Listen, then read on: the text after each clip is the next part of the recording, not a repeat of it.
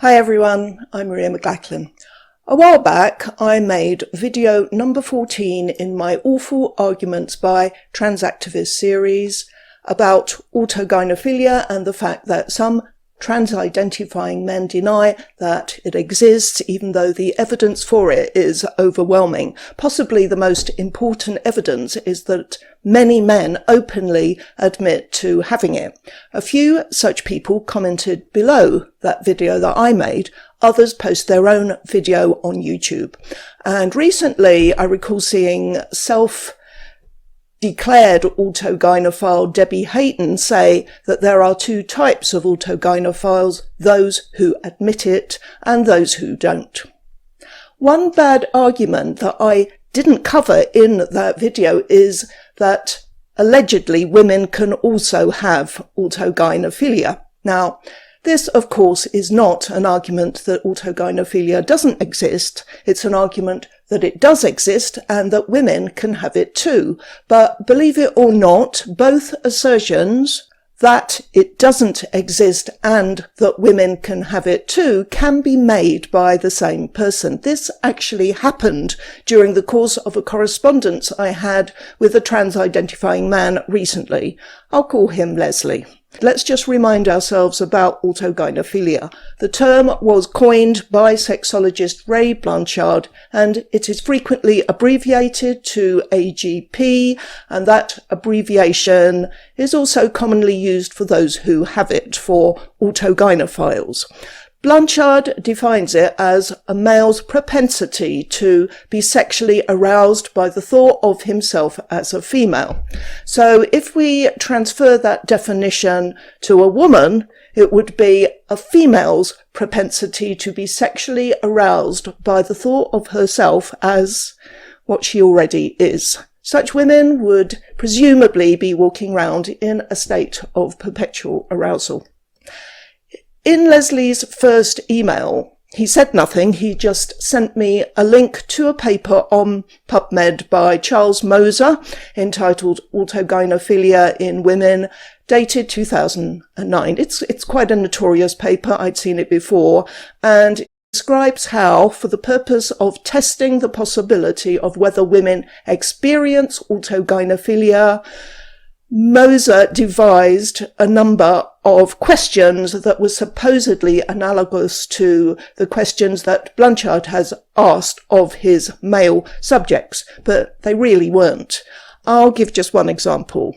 Blanchard asked the men if they'd ever felt aroused when putting on women's jewellery or outer garments, blouse, skirt, dress, etc. Moser asked the women whether they have ever been aroused by contemplating themselves fully clothed in sexy attire. Spot the differences. In the men's question, it's about the act of putting on and wearing women's jewellery or clothes. They don't have to be sexy, they just have to be thought of as female attire. In the women's question, the clothes do have to be sexy, and it's not so much about wearing them, it's about contemplating oneself in them.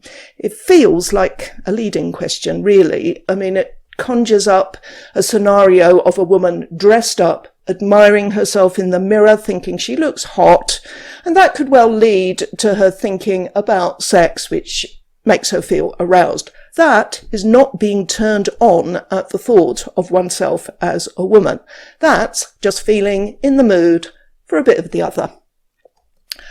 The question also was not whether it always happens, but whether it has ever happened. And I would contend that in any woman, if feeling you look good plays any part in feeling aroused, it's probably the least important factor. On another day, she might put on the same dress, look at herself and feel nothing for whatever reason. Maybe she's tired, had a bad day, doesn't really want to go to the party. Maybe she's got a cold coming on or whatever. So Moser's questionnaire was distributed to 51 professional women working in a hospital. 29 completed surveys came back. He published his paper and I will link to it below. I will also link to the response it got from Anne A. Lawrence, pointing out the flaws. Now, Anne Lawrence is an autogynephilic male. He's a psychologist, a sexologist, and a medical doctor. He used to be an anesthesiologist. In his response, he argues that Moser, 2009, was mistaken in his claims primarily due to serious deficiencies in the scale he devised to measure autogynephilia in women.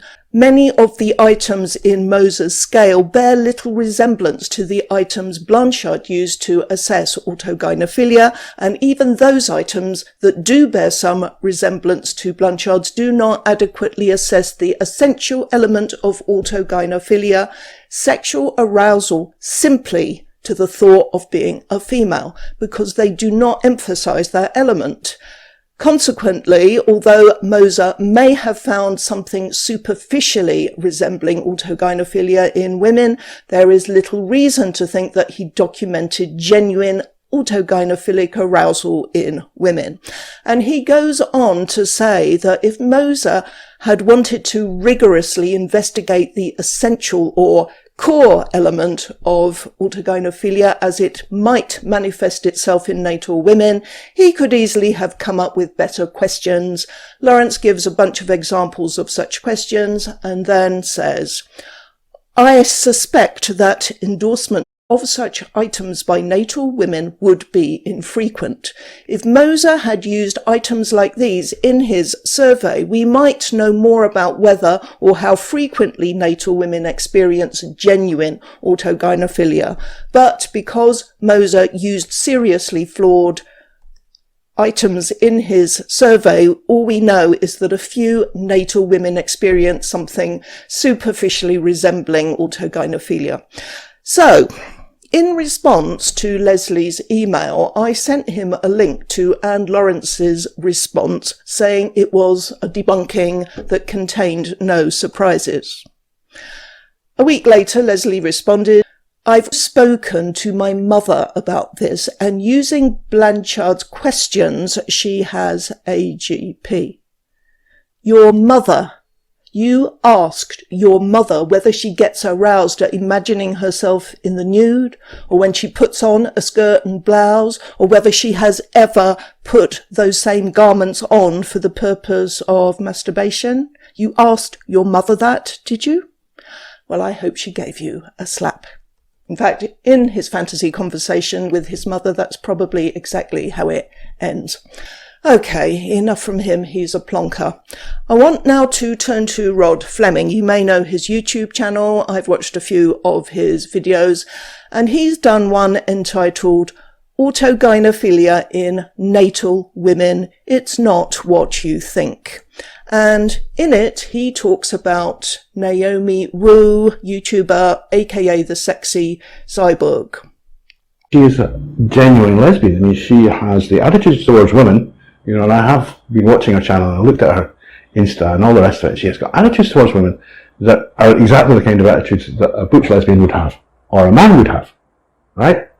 I mean, she checks them out. She does, and she, you know, she's quite open about it, you know, and about being in situations with women, which, you know, the kind of thing that, you know, a playboy would do. But she's very feminine in her presentation. Now, I thought about this for a while, and you know, that's real interesting, that. This is sort of like a really extreme form of lipstick lesbianism, isn't it? Rod seems to be intrigued by the fact that Naomi presents in an ultra-feminine way, and by that I mean that instead of being gender non-conforming like many lesbians are, instead of rejecting the 21st century stereotype of young Western femininity, in terms of her appearance, she embraces and exaggerates it. But whatever she chooses to look like, she's still a lesbian. She's attracted to women. She checks them out. Why wouldn't she? So Rod goes on to recap on something he's presumably said before. I'm not going to show it because it's hard to follow, but I'll link to his video below. If I understand him correctly, he says that some gay men are sexual inverts. Sexual inversion is a theory dating back to the 19th century. You might like to look it up. Rod explains it as someone with a male body but a female sexuality who develops an ETLE. That stands for erotic target location error, and it was another term coined by Ray Blanchard, and it refers to being aroused by the thought of something other than a sexual partner. So, autogynephilia, a man being aroused by the thought of himself as a woman, is but one example. Rod argues that the gay man who is not masculine, and I'm reading his video transcript here, develops an ETLE on himself as a really masculine guy because that is what he's attracted to. He's doing exactly the same thing as autogynephilic men do. They have an ETLE on themselves as a beautiful woman because that's what they're attracted to. Now, I appreciate that Rod has probably read far more widely on this topic and certainly has thought about it a lot more than I have, but this sounds like a load of crap to me. It sounds quite reasonable that a man, whether he's straight or gay, might fantasize that he is a more physically attractive version of himself. Maybe it's more likely for a gay man because they appreciate male beauty and male bodies more. But which comes first? Does he get aroused at the thought of himself being that masculine ideal, or is he already aroused and starts to fantasize? Who cares? In any event, it doesn't sound anything like a man imagining himself as a woman and getting off on putting on feminine clothing. So then, Rod applies this theory to Naomi Wu. I think that what's happening here is that she's obviously very attracted to women, and particular kind of women, who are very glamorous. And so she's made herself glamorous, a kind of reflection of her target. So the sexual target, the erotic target, has become the same as her actual self, and she's brought herself very convincingly into line with this. I really can't be asked with it. If you think he's onto something, or if you think I'm doing his theory an injustice, because I do find it hard to follow, then watch his whole video and decide for yourself. My own opinion of why Naomi chooses to dress as she does comes from her own explanation in a video she made called Why Do I Look Like This? The Sexy Cyborg Origin Story, and I found it absolutely fascinating and incredibly sad. Basically, in what appears to have been an extraordinary face-saving exercise, Naomi was raised as if she were a boy. Her entire family kept up the pretense, and she was dressed as a boy, presumably called a unisex name, as many Chinese names are. And she wasn't happy. She didn't feel comfortable. She wasn't a natural tomboy in a culture where it sounds as if expectations of how boys and girls are supposed to be are pretty strong. So when she was about 10, her father would take her out on his days off, and it was on these outings that she would see the loose women strutting their stuff in their dresses and high heels, and Naomi, who had never yet worn a dress, thought they looked gorgeous. But they have high heels that clicked on the ground, and neck stockings and bows, sequins, chiffon and curves, and well, I just sit there with my bust hair, thick eyeglasses, tracksuit, and just skate. To me, they glowed. They lit up the street like fireworks in the sky, and I was, well, kind of mousy and invisible. No one looked at me twice. No one looked at me once, usually. They looked right for me like I wasn't even there. I was invisible, and that was just fine because I didn't like looking at myself and didn't want anyone else to either.